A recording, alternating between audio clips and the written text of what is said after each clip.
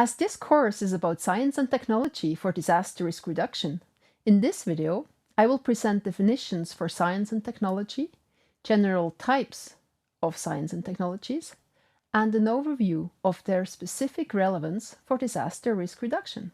According to the Oxford Dictionaries, science can be defined as the intellectual and practical activity encompassing the systematic study of the structure and behavior of the physical and natural world through observation and experiment. Science can also be defined as a systematically organized body of knowledge on a particular subject. There are many different types of science, for instance, formal science, life science, or social sciences. This diagram shows the different branches of science, the level on which they focus, and the level of complexity and integration. For example, physical science and earth and space science are combined and integrated into geoscience. Let me now define technology, which is the application of scientific knowledge for practical purposes, especially in industry, machinery and devices developed from scientific knowledge, or the branch of knowledge dealing with engineering or applied sciences. As with science, there are many ways to define technology, and there are entire papers destined to the description, study, and analysis of these definitions. Therefore, to have a better idea of what we mean by technology, I will present some examples of the types of technologies we might see throughout the course. For this, I will use the work of Alexander Laszlo, who published The Evolutionary Challenge for Technology in 2003, and other sources. Alexander Laszlo defines low-tech as the small-scale technologies which do not require complex infrastructure, are relatively simple to use, cost little to construct or obtain, and next to nothing to operate. Here are some examples: weaving produced on non-automated looms, folk music played on acoustic instruments, organic farming, milling, glass blowing, etc. And by high-tech, we mean sophisticated technologies which require complex infrastructure, technical expertise to construct and to use, and are often costly to obtain and to operate. Let's now look at the difference between hard and soft technology. Hard technology includes the tools, machines, devices, and equipment that are the physical embodiment of technology and/or technological process based on engineering techniques and principles, what we call the know-how. In contrast, soft technology is the scaffolding. For instance, support systems, group process techniques, design methodologies, decision-making processes for individual and collective self-determination. It is what we call the know-why, or the know-what for, and the care-why. By alternative technology, we mean equipment or organizational forms that represent viable alternatives to existing mainstream technologies. For example, small-scale organic farming instead of large-scale energy and chemical-intensive cultivation techniques. There are also so-called intermediate technologies. These are technologies that stand halfway between traditional and modern technology. The ox-drawn plow can be described as an intermediate technology, more sophisticated than the traditional hoe, but less complex than the tractor. Another intermediate technology is the human-powered treadle pump, as opposed to the fully automated large-scale irrigation system. An important question we have to ask ourselves is, what is an appropriate technology? There are several ways of defining appropriate technology. I define appropriate technologies as technologies that contribute to sustainable development at the global level. They are robust, socioculturally adequate, financially sustainable, scalable, and have a minimum impact on the environment. The sustainability of the technology itself also matters substantially. It should be produced with minimal impact on the environment and under fair socioeconomic conditions. In short, appropriate technologies are energy efficient, accessible to all, and environmentally and financially sustainable in the long term.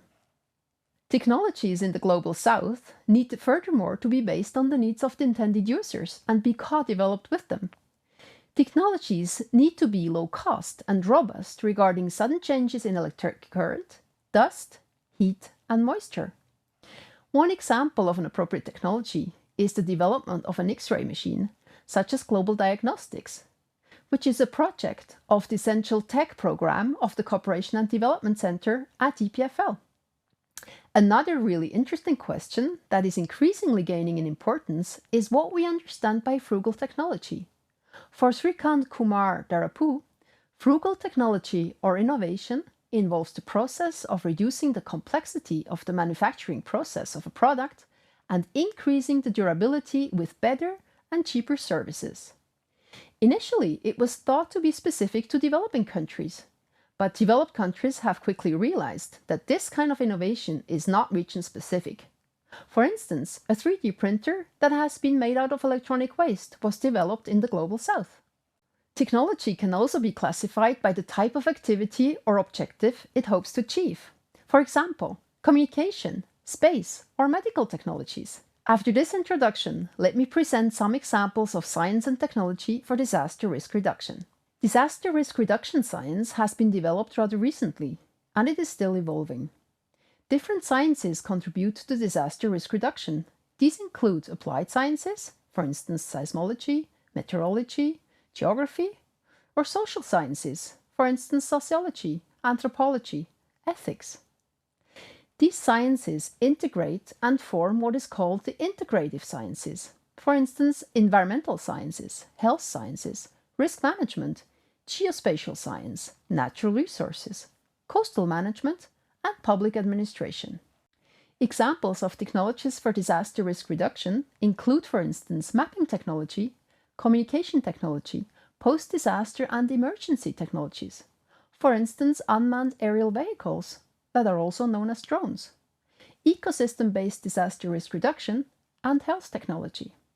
Science and technology can help reduce the consequences of disasters and, most importantly, prevent disasters and, by doing so, lead to more sustainable development. I invite you to look at the additional materials section of this video, where we include a non-exhaustive overview with examples of science and technology for disaster risk reduction. According to Dr. Reid Basher, both natural sciences, technology, and social sciences are important in disaster risk reduction. For example, natural science and technology permitted the development of technological approaches such as specific early warning systems, protection structures such as dikes, and building codes. It is important to point out that certain technical approaches are effective in certain contexts. In addition, the chosen approaches tend to be driven by supply, depend on specialists, and require many resources. These are some of the factors that could make such technology less apt for implementation. Social sciences can help us to frame research issues and develop risk reduction strategies. Through social science approaches, we can gain knowledge on vulnerability, for example, and its links with poverty. Therefore, there is a need to integrate the input of natural science, technology, social sciences, and other sciences to generate knowledge, approaches, and tools for effective management and reduction of risk. Let me now come back to the main points discussed in this video. First, we looked at different definitions for science and for technology. Then we saw how many different branches of science and types of technologies contribute to disaster risk reduction, and that in fact, disaster risk reduction science has been developed only recently. Finally, we learned that it is important to integrate science and technology in order to effectively reduce the risks related to disasters.